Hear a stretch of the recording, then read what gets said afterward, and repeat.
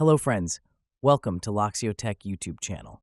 Have you accidentally lost administrator privileges on your Windows 11 PC? Or do you need to assign admin rights to a user account? In this tutorial, I'll show you two simple methods to reset or reassign administrator privileges in Windows 11. Let's get started. First step, open the Run app and type the command net plwiz and hit enter. From this window, select the user ID you want to assign admin rights.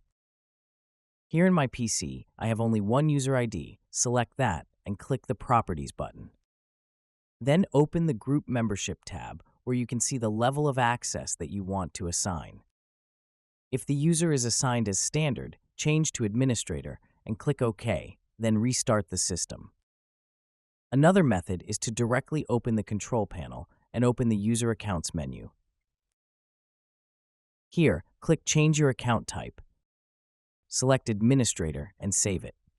Then restart your system to take effect. It's finished. If you enjoyed this video, then please make sure to subscribe this channel for more tech and tutorials videos. Also make sure to hit the bell icon to get the future upload notifications. And leave a comment if you have any suggestions or doubts. Please share with your friends.